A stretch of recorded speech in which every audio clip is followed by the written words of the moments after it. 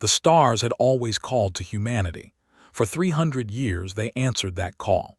By the year 2347, humans had spread across 12 star systems. They built cities on distant worlds. They raised children under alien suns. They believed they had finally found their place in the universe. They were wrong. The galaxy was old. Ancient civilizations had risen and fallen long before humans learned to make fire. The Galactic Confederation united over 4,000 species under one council. They had laws. They had order. They had peace among themselves. But humanity was new. Humanity was small. And to the oldest powers in the galaxy, humanity was nothing more than animals pretending to be civilized. The Dominion had ruled their corner of space for 50,000 years. They stood 9 feet tall, covered in black scales that could stop a bullet. Their eyes burned with the cold intelligence of a species that had never known defeat. They looked at the young human colonies and saw weakness. They saw prey. High Tyrant sat on his throne of bones and made a simple decision. The humans would be removed, not conquered, not enslaved, removed, like cleaning insects from a garden. The first attack came without warning. The colony world of New Dawn had 3 million people, families, children, dreams of a better future. The fleet appeared in orbit at midnight. They did not send a message. They did not make demands. They simply opened fire. Plasma rained from the sky like the anger of gods. Cities turned to glass. Oceans boiled away into steam. The screams of 3 million humans rose into the burning air, and then there was only silence. Earth received the news 12 hours later. The government could not believe it. There must be a mistake. There must be an explanation. They sent messages to the Galactic Council, begging for answers. The Council did not respond. 2 weeks later, the struck again. The mining colony of Titan's Hope disappeared in nuclear fire. 8 million dead. Still, the galaxy said nothing. Admiral Helena Vance stood on the bridge of her flagship and watched the emergency reports flood in. She was 63 years old. She had served Earth's fleet for 40 years. She had never seen anything like this. "Get me the council," she ordered. "Get me anyone who will listen." No one listened. They moved through human space like death itself. They did not fight battles, they committed massacres. The colony of New Singapore, gone. The research stations around Bernard's Star, gone. The farming worlds of the sector, gone. In 6 months, 17 billion humans died. Earth's fleet tried to fight back. They were brave. They were determined. But their ships were built for exploration, not war. Vessels tore through human defenses like paper. For every ship that fell, humans lost 50. Ambassador James traveled to the Galactic Council's great station at the center of the galaxy. He stood before representatives of 4,000 species.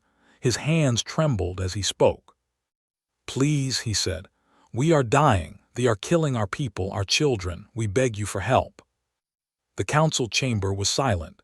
Then the laughter began. The representative of the Republic, a creature made of living crystal, spoke first. "They have existed for 50,000 years. You humans have existed for what? 3 centuries. You are insects fighting a storm. Accept your fate." Other voices joined in agreement. They were too powerful to challenge. The humans were too insignificant to save. If humanity could not protect itself, then perhaps humanity did not deserve to survive. Returned to Earth with empty hands and a broken heart. He died 3 months later.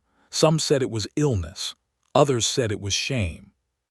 Admiral Vance stood before the United Earth Parliament. The Great Hall was silent. Every representative wore black. They had all lost someone. Everyone had lost someone. "They see our mercy as weakness," Vance said. Her voice was steady, but her eyes burned with cold fire. "Our diplomacy means nothing to them. Our pleas for peace are jokes to their ears. If we do not change their perception of us, we will cease to exist." President rose from her seat. She was young for a president, only 45. but the weight of 17 billion deaths had aged her face by decades. "What do you suggest, Admiral?" Vance looked at the assembly. She looked at the faces of humans who had watched their species nearly die. She thought of the children burning on New Dawn. She thought of the Council's laughter. "We must become something new," she said. "Something the galaxy has never seen. They think we are weak because we value life. They think we are foolish because we seek peace. We must show them that our love of peace does not mean we cannot wage war. We must show them that our mercy has limits." Deep beneath the ice of Antarctica, in a bunker that had been built in secret decades ago, a team of scientists gathered. They were the minds humanity had ever produced: engineers, physicists, weapons designers. They had been called together for one purpose. Dr. Sarah, the project leader, looked at the faces around her. Good people, kind people, people who had dedicated their lives to building and healing, not destroying. "What we create here will change everything," she told them. "We will build weapons that can break worlds. We will build devices that can kill stars. We will give humanity the power to end civilizations." She paused. The weight of her words hung in the cold air. "We do not do this because we want to," she continued. "We do this because we must. The galaxy has shown us that mercy without strength is meaningless. If humanity is to survive, we must become strong enough to make them fear us." The project was called Prometheus, named after the god who stole fire from heaven, named after the one who gave power to the powerless. In the ashes of 17 billion dead, humanity began to change. They had come to the stars as explorers. They had reached out in friendship to the galaxy. The galaxy had answered with fire and death and laughter. Now humanity would give its own answer. It would take time. It would take sacrifice. It would cost them pieces of their soul. But they would never be victims again. In the darkness beneath the ice, the first blueprints were drawn.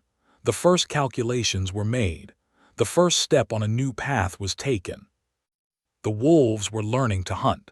7 years of silence, 7 years of darkness, 7 years of becoming something new. The galaxy believed humanity was finished. They had declared victory. They told stories of the weak little species that had dared to reach for the stars and had been swatted down like flies. At council meetings, humans became a joke, a warning to other young species about what happened when you challenged the old powers. But humanity was not dying. Humanity was preparing. Admiral Helena Vance spent those years transforming Earth's military. The old fleet was scrapped. Every ship that had been built for exploration was melted down and rebuilt. The new vessels were not meant to discover. They were meant to destroy. She gathered the survivors of the attacks, soldiers who had watched their friends die, officers who had lost their families. She told them the truth. "We cannot match them in numbers," she said. "We cannot match them in size, but we can match them in something they do not expect. We can match them in fury. We can match them in the willingness to do whatever it takes." The training was brutal. Human soldiers learned to fight in ways the galaxy had never seen. They studied every species in the Confederation. They learned their weaknesses. They found their fears. They became experts in a new kind of warfare. Deep beneath Antarctica, Project Prometheus continued. Dr. Sarah worked 18-hour days. Her team pushed the boundaries of physics itself. They asked questions that no civilization had dared to ask. What if you could crack a planet in half? What if you could turn a star into a bomb? What if you could create a black hole and aim it like a weapon? The answers came slowly, painfully. Some experiments failed. Some scientists died, but humanity had no choice. They needed power that the galaxy could not ignore. The first planet cracker was tested on a dead moon at the edge of Sol system, watched through a screen as the device activated. The moon shuddered. Cracks spread across its surface like a broken egg. Then it simply came apart. Billions of tons of rock scattered into space in perfect, terrible silence. Felt sick. She had just witnessed the death of a world, even a dead one. "It works," she said quietly. Her assistant, a young man named David Torres, stood beside her. His face was pale. "Are we still the good guys?" he asked. Did not answer. She did not know anymore. The void bombs came next, devices that could create artificial black holes, small ones, controllable ones, but black holes nonetheless. Anything caught in their gravity would be crushed into nothing. Ships, stations, cities, nothing could escape. Then came the crown jewel of Project Prometheus, the stellar ignition devices, machines that could be placed near a star and with one signal cause that star to explode. Not just any explosion, a supernova, a blast that would destroy everything within light years. The end of solar systems, the end of entire civilizations, all at the push of a button. President visited the bunker to see the devices. She stood before the first completed stellar ignition unit. It was smaller than she had expected, no larger than a car. Such a small thing to hold such terrible power. "How many do we have?" she asked. 47 completed, reported. "We can produce 10 more each month." "And the delivery system?" "Stealth ships. We have been sending them out for 3 years, placing devices near the home stars of every major Galactic Council member." Closed her eyes. She was a woman who had entered politics to help people, to build schools, to feed the hungry. Now she commanded weapons that could end trillions of lives. "If we use these," she said, "we become the monsters they called us." "Yes," agreed, "but if we do not have them, we die." The choice had already been made. There was no going back. In the shipyards of Mars, a new class of warship was being built. The galaxy had never seen anything like them. They were massive, 5 times larger than the biggest vessels. Their hulls were made from materials that human scientists had invented in desperation. Their weapons could fire through shields that the galaxy considered unbreakable. The first ship was named the UES Retribution. Admiral Vance visited the shipyard on the day of its completion. She walked through its corridors. She touched its walls. She felt the power humming beneath her fingers. "This ship was built from the metal of our destroyed colonies," the chief engineer told her. "Every beam, every plate, made from the ashes of our dead worlds." Vance nodded. It felt right. The dead would have their revenge. 300 ships of this class were built in secret. 300 engines of war, hiding in the darkness between stars, waiting.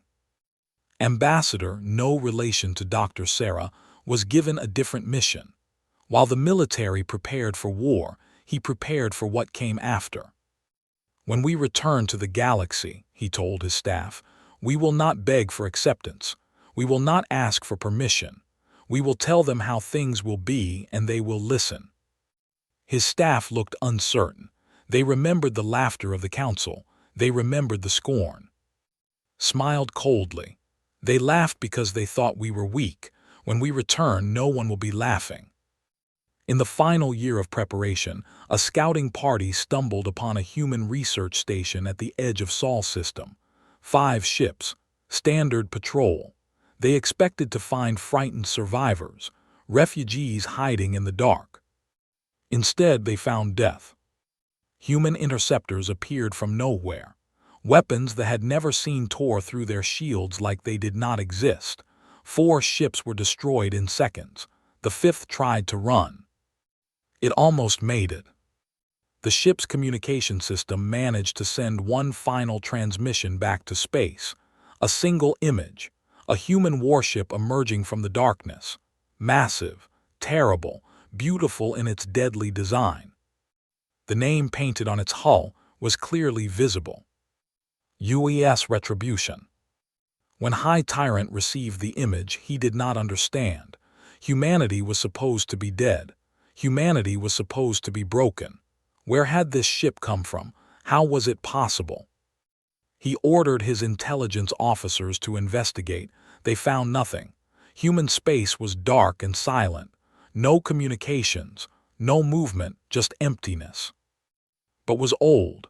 He was cunning. He knew the difference between the silence of death and the silence of something waiting. He began to prepare his grand armada. If the humans had somehow survived, they would need to be crushed again. This time completely. This time forever. He had no idea that he was already too late. Across the galaxy in the shadows near 100 alien stars, small devices drifted in the darkness, waiting, patient, each one a key to destruction, each one a promise of fire. Humanity had learned its lesson. The galaxy would never threaten them again, not because humans were kind, not because they were merciful, because humanity now held the power to end everything. And everyone would soon know it. The silence ended on a Tuesday. 12 military bases existed along the edge of their empire. Each one housed thousands of warships. Each one had destroyed human colonies. Each one believed it was untouchable. At exactly midnight Earth Standard Time, all 12 bases died. Human fleets appeared without warning. The new weapons cut through defenses like fire through paper.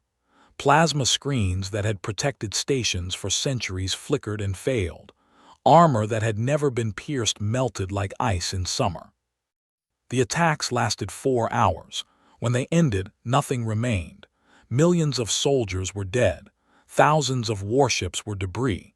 The greatest military installations in space had become graveyards.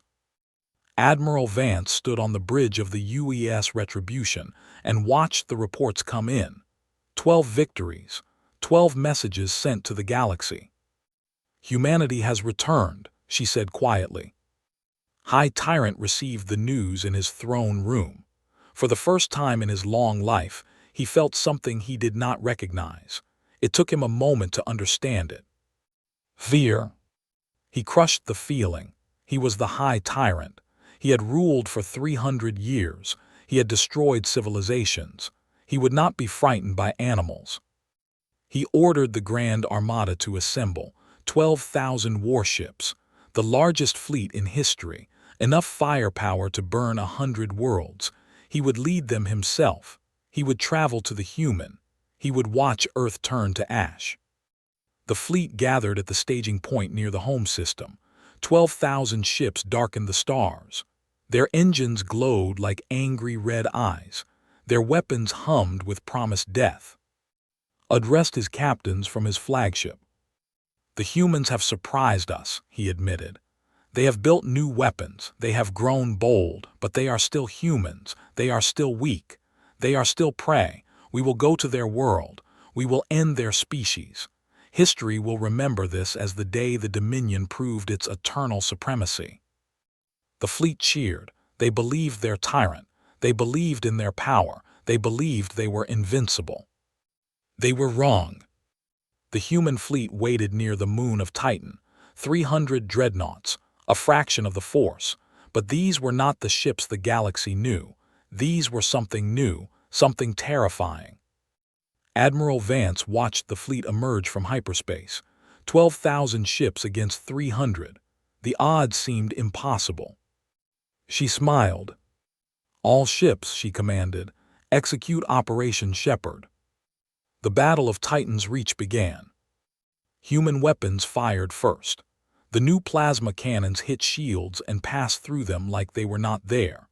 The new missiles carried payloads that they had never imagined. Ships that had survived 1,000 battles exploded in their first contact with human weapons. But the real trap was not the weapons. It was the battlefield itself. For years, human engineers had been preparing this region of space. They had moved asteroids. They had planted gravity generators. They had turned the area around Titan into a maze of death. The fleet pushed forward trying to use their numbers, but the asteroids moved. Gravity wells appeared and disappeared. Ships crashed into each other. Their formation broke apart.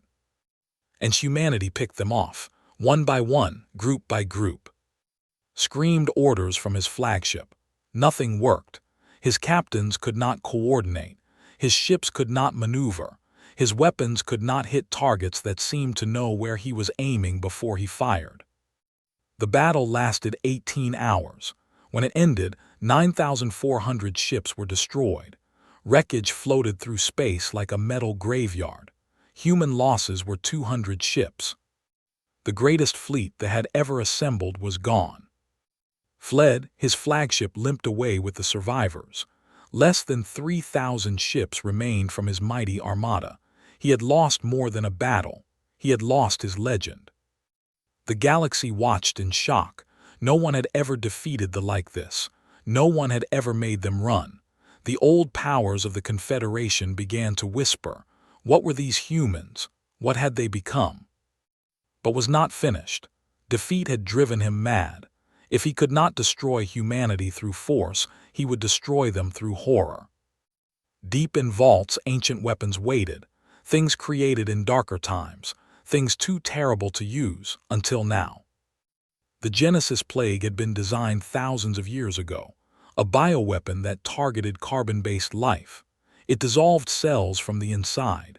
It spread through air, water, skin contact. Once released, it could not be stopped. Ordered, the plague loaded onto a stealth ship. The target was New Helsinki, a human colony of 14 million. It was a farming world, a peaceful place, full of families. The ship slipped past human defenses. It released the plague into the atmosphere. Then it fled. The dying began within hours. Humans felt a burning in their lungs. Their skin began to blister. Their organs turned to liquid inside their bodies. There was no cure. There was no escape. Parents watched their children dissolve. Lovers held each other as they melted away. In 3 days, 14 million humans were dead. The colony was silent. Nothing remained but bones and ash. Earth received the news. For a long moment there was only silence. President sat in her office reading the reports. 14 million men, women, children, killed by a weapon so cruel that most species had banned it long ago. Her advisors waited for her response.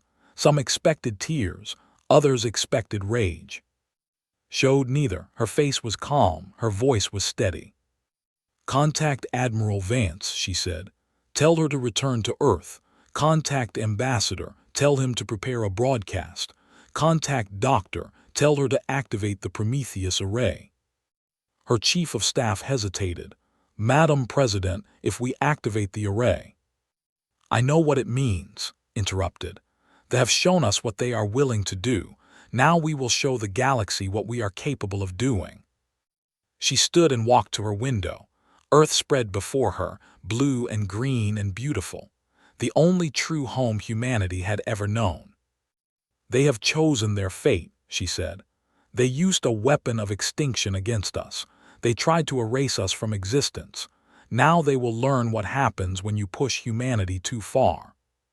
Across the galaxy, hidden devices began to power up.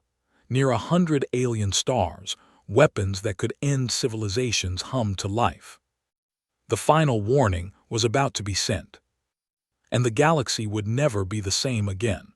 The broadcast reached every corner of the galaxy. It traveled on frequencies that could not be blocked. It translated itself into 4,000 languages. Every species with a receiver heard it. Every planet with a communication system received it. There was no escape from the message. President appeared on screens across known space. She wore simple black clothes. Her face showed no emotion. Behind her, the blue sphere of Earth rotated slowly, beautiful, fragile, deadly. She began to speak. "To the species of the Galactic Confederation, my name is, I am the President of United Earth. I speak to you today not as a leader seeking friendship. I speak to you as a warning." In throne rooms and council chambers, in military bases and civilian homes, trillions of beings stopped to listen. 8 years ago, the Dominion attacked our colonies. They killed 17 billion of our people. They burned our worlds. They laughed as our children died. We came to your council and begged for help. We asked for justice. We asked for mercy. Her voice remained steady, controlled. You gave us nothing. You watched us burn and called us insignificant. You told us we deserved to die because we were weak. You turned away while an empire committed genocide against our people. On the Galactic Council station, representatives shifted uncomfortably. They remembered that day. They remembered the laughter. 3 days ago, the eustagenesis plague against our colony of New Helsinki. 14 million humans died in agony. Men, women, children, dissolved from the inside by a weapon so evil that most civilizations banned it long ago. Images appeared on screens across the galaxy. The dead of New Helsinki, bodies twisted in final moments of pain, empty cities, playgrounds covered in ash. They believed they could finish what they started. They believed they could erase humanity from existence. They were wrong. Paused. When she spoke again, her voice carried the weight of 31 billion dead. We have spent the last 7 years preparing for this moment. We have built weapons that your scientists believed impossible. We have placed devices throughout the galaxy that you never detected. As I speak to you now, stellar ignition units orbit the home stars of every major species in your confederation. The reaction was immediate. Panic spread through council chambers. Military officers shouted orders. Scientists scrambled to check their sensors. These devices are real, continued. They are active. With one signal from Earth, we can turn your suns into supernovas. We can destroy your home worlds. We can end your civilizations in fire that will burn for 1,000 years. She let the words sink in. This is not a threat. This is a statement of fact. We have proven that we can defeat your fleets. We destroyed the Grand Armada with a fraction of their numbers. We have weapons that pass through your shields. We have ships that your sensors cannot track. And now we have the power to end any species that threatens us. High Tyrant watched the broadcast from his damaged flagship. His claws dug into his throne. The human was lying. She had to be lying. Such weapons were impossible. But his scientists were already sending reports.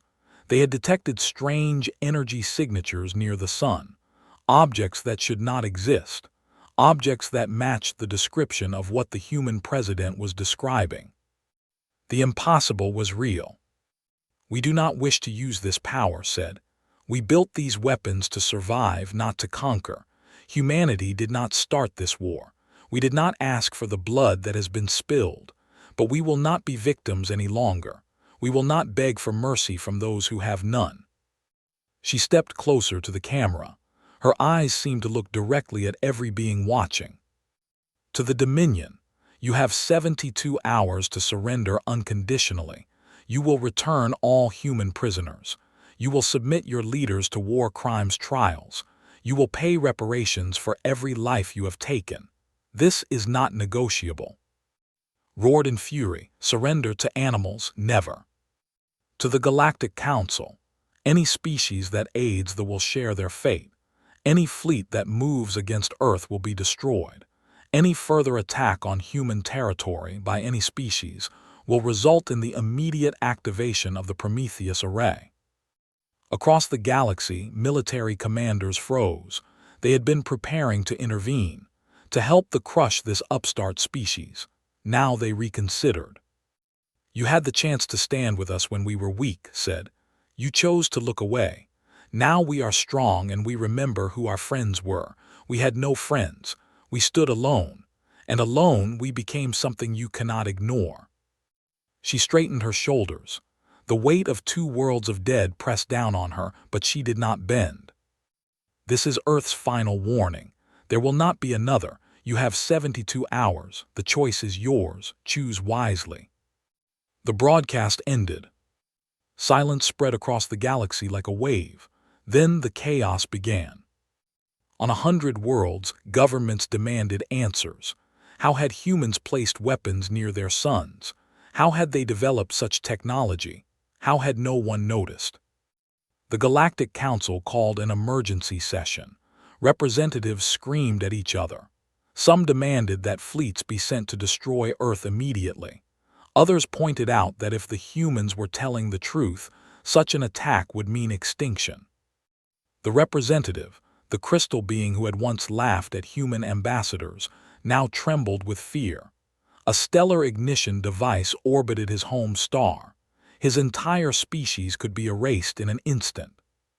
"We must make the surrender," he said desperately. "We must end this before the humans destroy us all." Other species agreed.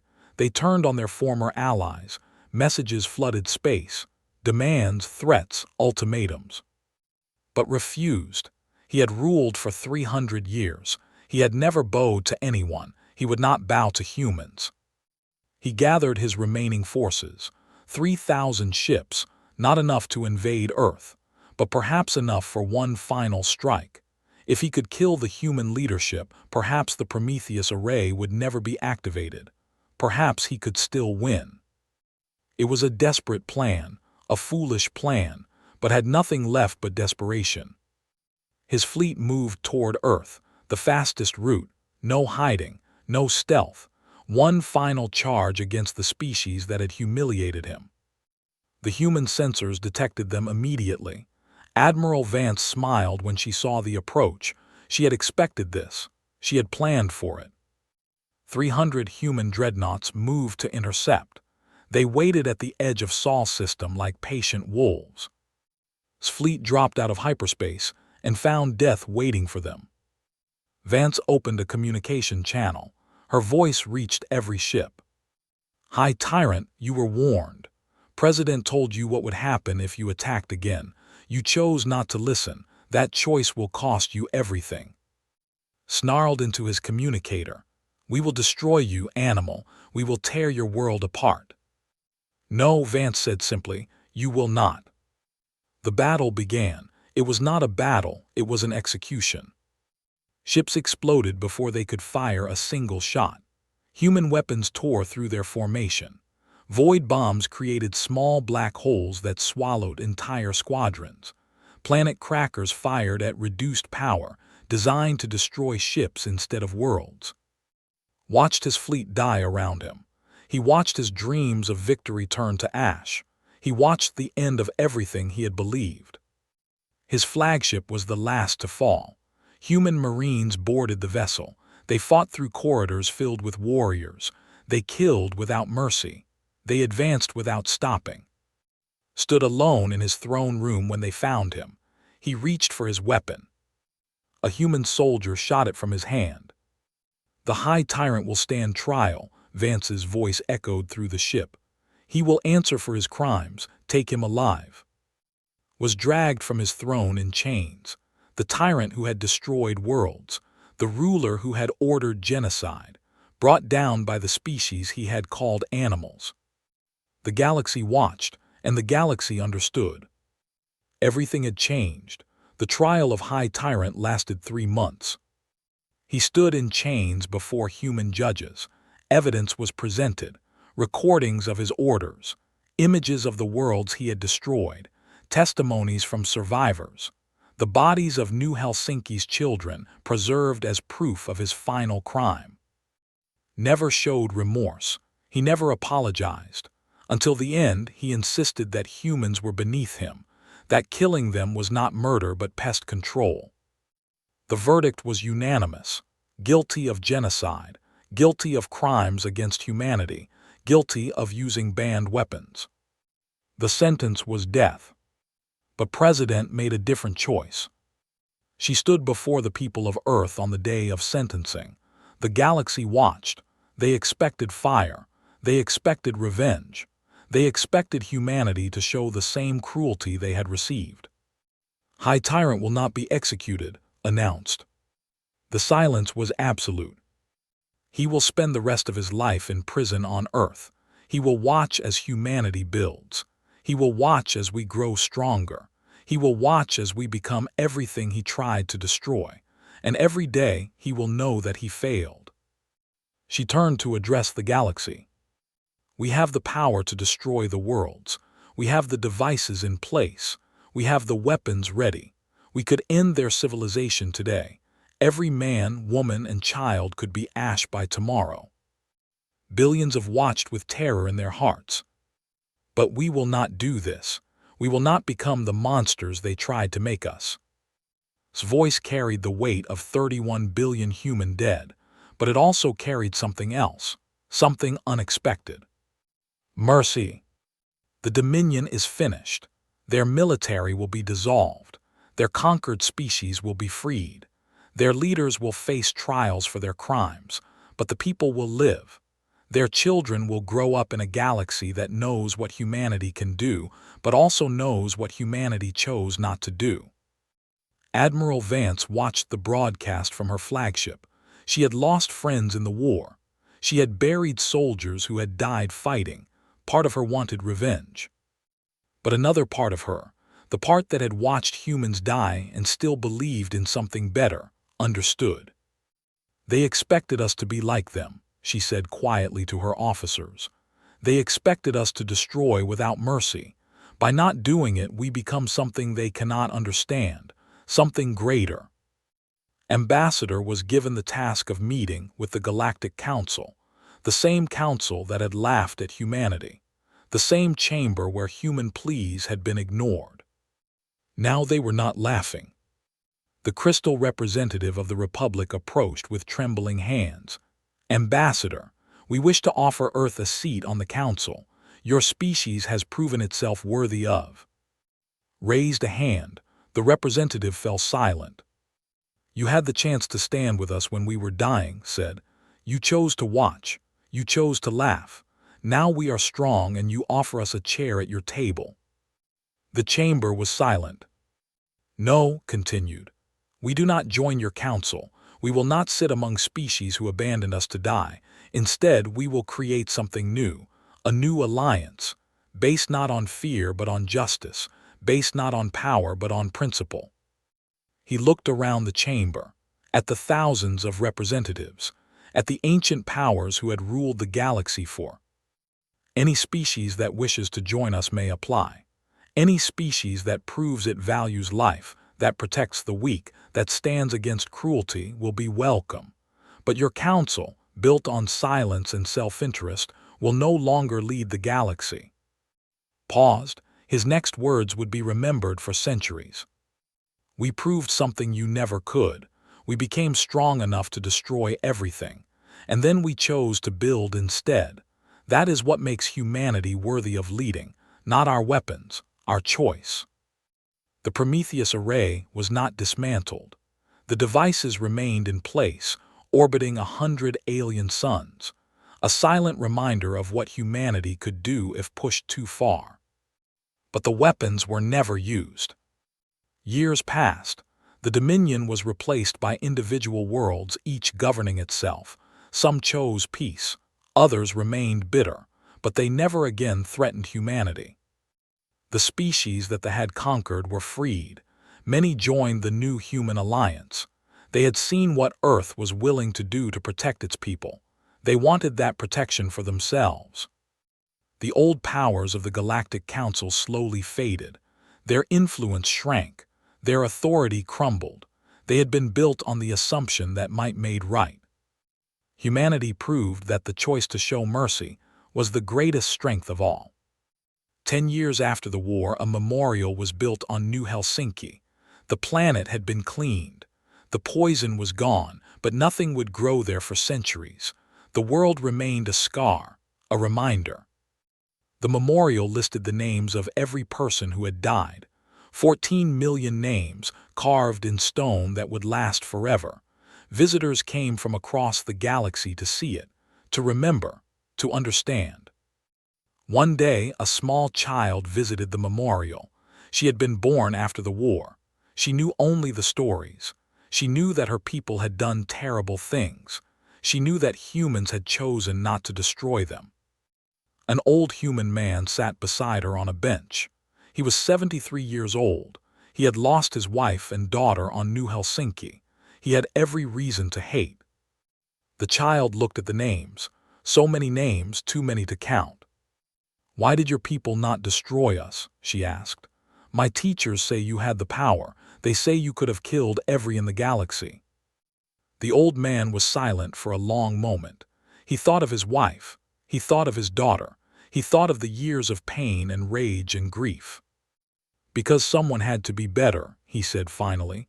Someone had to stop the cycle. We decided it would be us. The child did not fully understand. She was too young, but she remembered those words for the rest of her life. She grew up to be a diplomat. She spent her career building bridges between species. She made sure her people never forgot what they had done or what humanity had chosen not to do. She was not the only one. Across the galaxy, the story of humanity spread. Not just the story of their weapons or their victories, the story of their choice. The story of a species pushed to the edge of extinction that climbed back and held the power of gods in their hands. And chose mercy. Centuries later, when historians wrote about the turning point in galactic civilization, they did not focus on the battle of Titan's Reach. They did not focus on the Prometheus Array or the technologies that could break worlds. They focused on a simple truth. Humanity had shown that true power was not the ability to destroy. True power was the strength to stop, to forgive, to build something better from the ashes of war. The final warning had been sent. The galaxy had listened. And in the end, the greatest weapon humanity ever created was not a bomb or a fleet or a device that could kill stars. It was the choice to be better. The memorial on New Helsinki stands to this day.